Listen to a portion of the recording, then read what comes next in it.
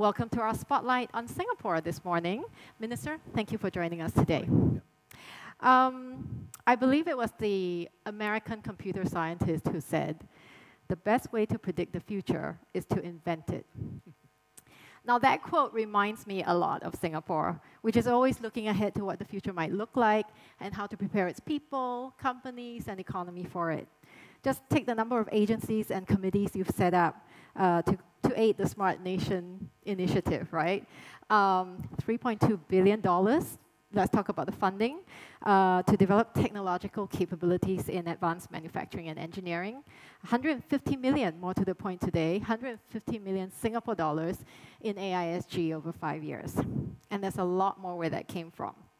So let's start a little bit with defining AI for our audience. A lot of things get lumped under AI, from real basic programming to machine learning, advanced machine learning, big data and all that. So when you look at AI, when Singapore looks at AI, what do you consider AI? What's your definition?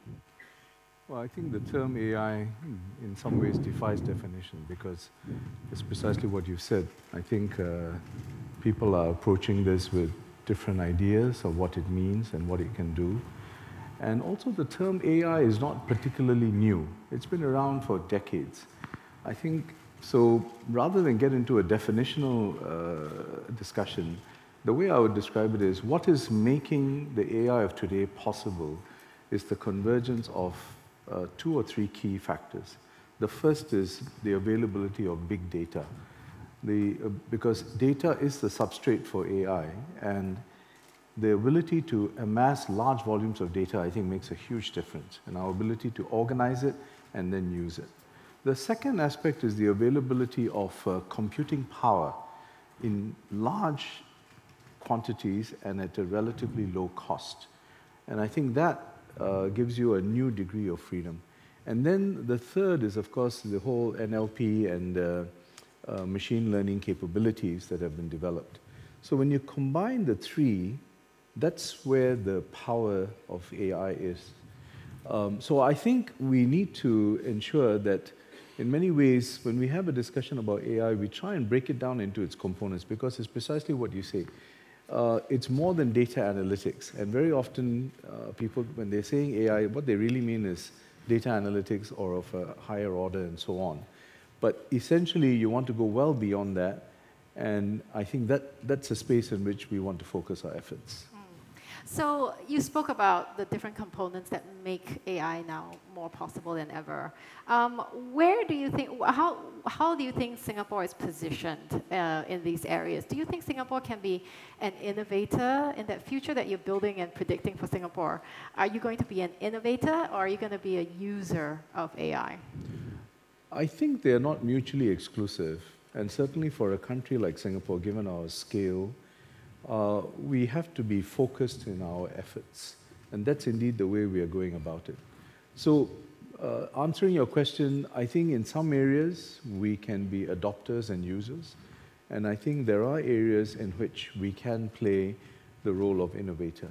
So the resources we've allocated to AI research, beyond the dollars, there are the human resource efforts in terms of our R&D capabilities and so on, and also what the work we're doing with businesses and so on in the space. But I think our focus really would be around domains which are relevant to us, and which therefore, if we develop successful applications and solutions, they can be scaled, not just in Singapore, but across the region and beyond.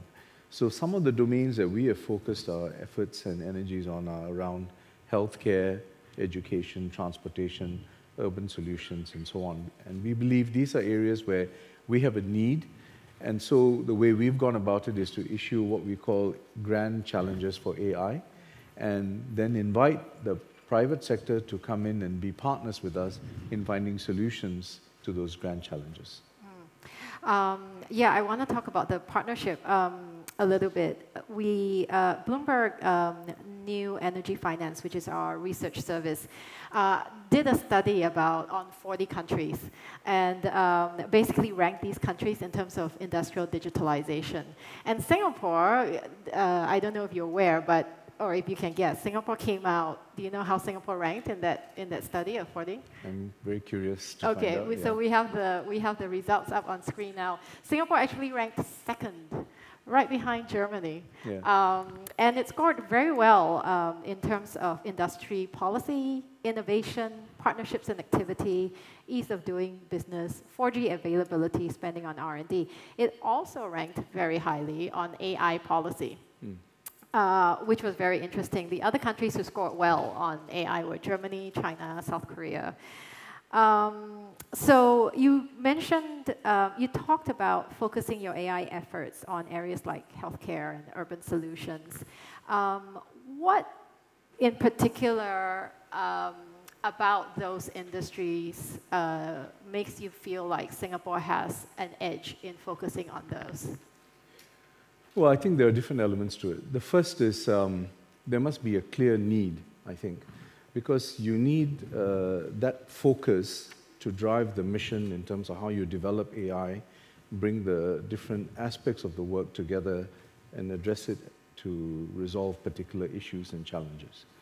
And I think in the context of healthcare, we are very clear that we need solutions in terms of managing, for example, some of the chronic diseases like diabetes, hypertension, hyperlipidemia, and so on.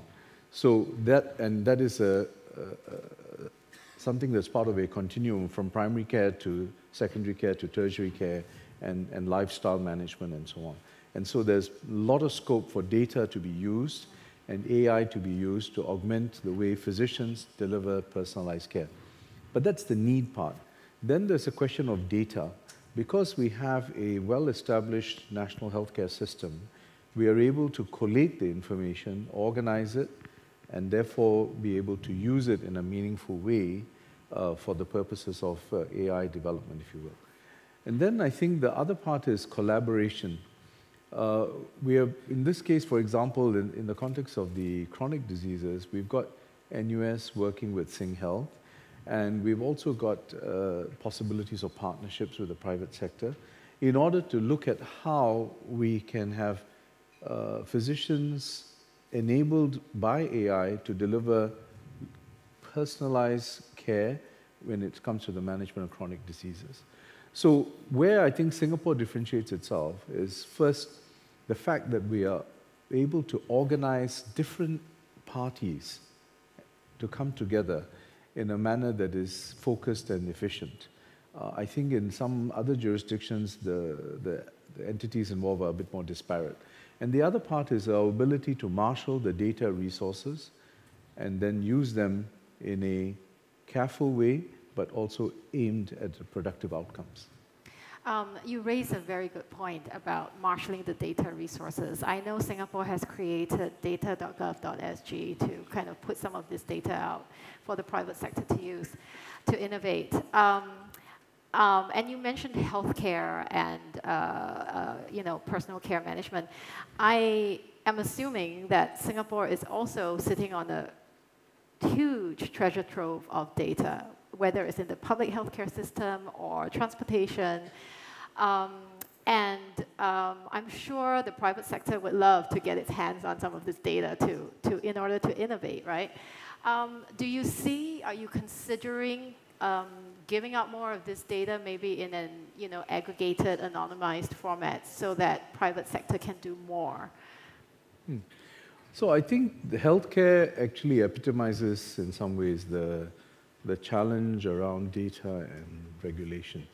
Because you have to find that balance between, on the one hand, the legitimate concerns around personal data protection, privacy, confidentiality issues. And on the other hand, how it can be put to legitimate use because it can serve a wider public good and also a personal and private good as well. So this is the tension. It's not unique to healthcare. You would see it in financial services and indeed in any other domain where personal data is generated. So therefore, the path we have chosen to take And this applies whether it is public sector data or private sector data, because public sector data is managed through government, gov.data and so on, the Data Office of Singapore. But on the other hand, we also have the Personal Data Protection Act, which governs data in the private sector. So our approach has really been to find a pathway where we can afford legitimate use by, whether it's the private sector, by companies, enterprises, or by organizations in the public sector or private sector, but at the same time have the relevant safeguards to assure people of the privacy concerns and so on. And this is where I think the element of trust is key. And I think it underpins whether it is about data, whether it is about AI, because I think ultimately citizens and individuals must feel that all these initiatives, at the end of the day, are focused on delivering welfare benefits for them. And by welfare, I mean the economic term welfare in the broadest sense. And at the same time, it also will ensure that their data, their information will be protected and accorded the due confidentiality treatment. So what do you think you'll need from the private sector as a reassurance to show that they can be responsible users of the data if you do choose to make more available? So if I can use an example, well, I mean, we have, regulations in all jurisdictions now, really. APEC CBPR, you've got the GDPR from Europe. And in Singapore, we have our Personal Data Protection Act. One way to illustrate how the public and private sector, governments and industry can collaborate is when you talk about cross-border data flows. So many countries are concerned about the issues of confidentiality and security of data. How will I get access to the data? So there are security considerations, there are confidentiality considerations. They are legitimate, but we also feel that they should not be a barrier to the flow of data. Because when you inhibit that flow, then you curtail the value that can be derived. And actually, it is inimical to the country's own interests. And if you, for example, think about cloud-based services, your SMEs and all that will be deprived of the value of being part of a larger whole. So what we need to do, and this is where in many of our conversations with private sector partners, I've emphasized this, we need the private sector to also step up and explain how it can address those concerns of governments so that when we have a regional or international dialogue about the rules that govern the flow of cross-border data, the private sector's solutions and ideas are incorporated, and they in fact give the reassurance to governments and regulators that indeed these are not just feasible, but that the private sector will subscribe to them. And I think this is going to be a key part of the effort going forward. And so within ASEAN, in the discussions that we have, whilst we are trying to promote APEC CBPR, we also want the private sector to step up and see how we can address some of these specific concerns that are raised by some of our partners in the region. I think this might be a good time to call up our audience poll for this session. We have a question, if we can have the poll up. It's around, do we have it up? Okay, well, I'll give you a heads up. It's about how capable do you think governments, there we go, by the time governments work out how to regulate AI, will it be too late? And we'll see how that goes. In the meantime, let's come back to data protection. Minister, earlier this year in Davos, you presented a framework for ethical use of AI. In the context of what we've been talking about, would you like to share what that's about? Sure. I think whilst there's a lot of discussion about AI today, and on the one hand, we are talking about the use cases and how they can be applied, we also want to advance the thinking around the framework that will envelope these applications. So we have launched a few initiatives. One of them is this framework. It's a set of guidelines which help to translate broad principles into practical guidelines for companies that want to use AI in their operations. And in that regard, I think it's important that key principles like that the AI solutions must be human-centric. In other words, for the benefit of humans and takes into account the human dimension. That they must be explainable and transparent so that it's not a black box, because that, I think, reduces trust. I think those are some aspects. Another initiative we worked on is a council, which is chaired by a former Attorney General, to basically, it's an advisory council on the ethical use of AI and data. And again, this is to advance our thinking, learning from different jurisdictions, but also from the private sector on how we can create some guidelines and a framework for ethical use. And finally, we also initiated some research from a jurisprudence perspective in one of our universities, SMU, to look at the governance framework for AI and what it would entail, so that, again, this is an evolving field. There are many things happening at the moment, and we need to make sure that even as we are trying to deal with the technology, the larger issues around the framework and the guidelines and governance are given deep thought to as well. Great. So let's pull up the results of the poll and see what the audience thinks about regulation. Okay, so yes, tech companies are too fast for regulation. So there's a lot of worry there, obviously. How do you feel? Do you think I'm not surprised, because you're a private sector, most of you here. So I'm sure if I had regulators here, you'd get a very different answer. Well, but the fact is, the truth is probably somewhere in the middle. And what I mean by that is, I think the fact is the technology is moving very fast. Let me take a completely different domain, social media. It's moved very fast, and it has tremendous impact. But do we then say, therefore, that it is beyond regulation and therefore we don't? Or do you say that there are aspects that need to be regulated and then other aspects that need to be allowed to flourish and so on? And I think this is the key point here. Because if we don't have a framework, whether it becomes legislation or whether it is in the form of guidelines and international norms, if we don't have a framework that instills confidence that this new tool, this new powerful device is going to be applied in a responsible way, in an ethical way, it will actually limit its potential, because we will then have a sharp pushback.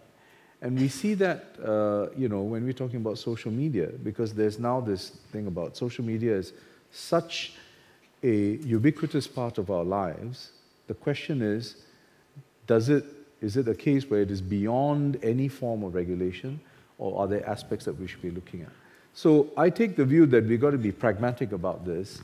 In other words, what we are doing now, so we're not saying that we want to get into legislation on AI at this stage, but we have to watch this space very closely. We have to understand the technology and the developments. And I mean by this, in particular, governments and regulators. They need to understand this precisely because the technology is moving so fast. And they may well be public interest reasons why you need to develop certain protocols and guidelines.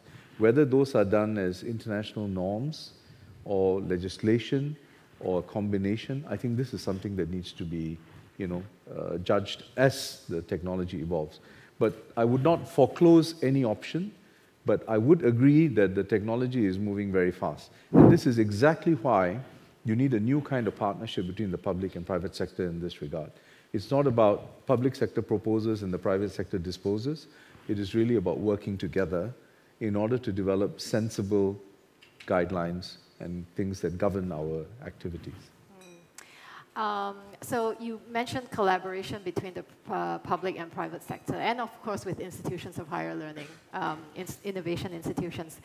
One big thing about collaboration has been, for the longest time before the trade war, the US and China were leading in AI, and there was great hopes for cross-border collaboration.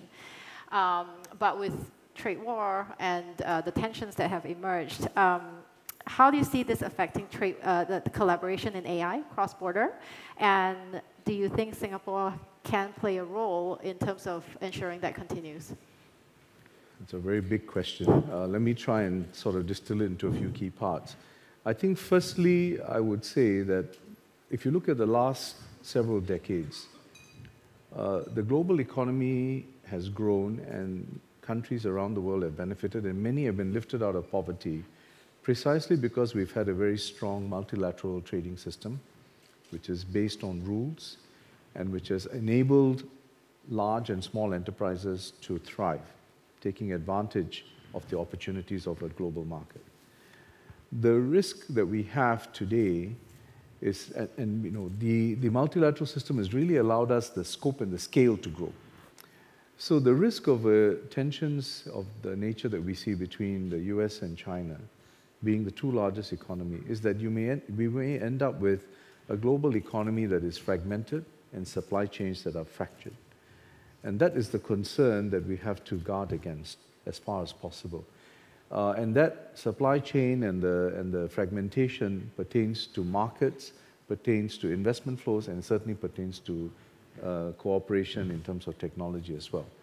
From Singapore's perspective, both countries are very important partners. The US is a long-standing partner, is our largest investor in Singapore in terms of the stock of investments. And we have many US companies that are present here and growing their business. And with China, China is our largest trading partner, the largest destination of investments, and we also have a lot of Chinese companies who are here doing business. So what we want to do is really find a modus vivendi going forward, and our efforts are really to ensure that on the one hand, not that we can influence the bilateral discussions between the US and China, but in terms of the global environment, to find ways to continue to engender this kind of collaboration and cooperation with like-minded partners, to demonstrate that even though there may be some frictions and tensions, we can continue to work on partnerships and build bridges. So if I can give you examples of what I mean, we have concluded a EU-Singapore FTA, which is now waiting final ratification. But that's in the more traditional sort of free trade agreement sort of areas. We're also working on an RCEP agreement and so on. But if I shift gears, we're also thinking about the future. And the future of economic collaboration is really in the digital realm. So we're working on, for example, digital economic agreements between Singapore, New Zealand, and Chile, and also with the Australians, and we are looking at other partners whom we can work with. The idea here really, again, is we have to start with like-minded partners, and then, not unlike the TPP, which started with 3 or 4 small countries, Brunei, Chile, New Zealand, Singapore, it can then be expanded, and we can bring in more partners into it who subscribe to the same values. So we're taking that approach, and at the WTO level, we've initiated something with the Japanese and the Australians. It's called the Joint Services Initiative on E-commerce, again, to develop multilateral rules on this. So we have to push ahead, and this is something that Singapore is trying to do, whilst we work on the partnerships with the US and China, and of course be as supportive as possible and advocates for a resolution that at least arrives at a modus vivendi going forward. Okay. Do you plan to invest more in, put more investments into the development of AI, in AI Singapore, for example? I think that's certainly an area we're focused on. So our approach to this is a very rational one. We want to start from applications. Where is our need? Because we can't really compete at the level of resources because of the scale, the sheer scale of what is being deployed in the US, in China, and elsewhere. But we think we can take a very targeted, purposeful approach in terms of where we apply, and then to make the resources available, not just in terms of funding, but also mobilizing talent. Singapore talent, but also global talent. And that's why we have basically put out the call for international talent, we call it Tech at SG, in order to draw in capabilities that can then work on interesting, promising areas of application, which we think will have much promise for the future. Final question, Minister. There was a debate between Elon Musk and Jack Ma last week, and one had a very dystopian view of the future with AI, taking over all the jobs, or actually destroying all jobs except for AI programming, and basically AI being smarter than humans and you know, the only way for us to survive is to meld our consciousness with the AI. Whereas Jack Ma feels like AI will help us have better lives, we'll work shorter hours, and he's never seen AI create a human yet, so therefore it's not possible that AI will outpace humans. What's your view? Well, it's very hard to be in the same ranks as Elon Musk and Jack Ma, who are doing this day and night. But I think somewhere between dystopia and utopia, there's a place for us all. And I think we can find that path. Because I think at the end of the day, AI used well will augment human existence, human capabilities, and enhance human life. Now, those who take a dystopian view, I think may take it in a different direction. But I think from our perspective, every technological change, every revolution that we've seen in terms of technology that has occurred in human history has really led to existing work practices being enhanced, B, certain types of existing practices being eliminated, and C, new areas being created. And I think we're at the beginning of this revolution, and I think we should just watch this space and hold back on judgment. Thank you, Minister. On that optimistic note, let's give the Minister a round of applause. Thank you. Thank you very much.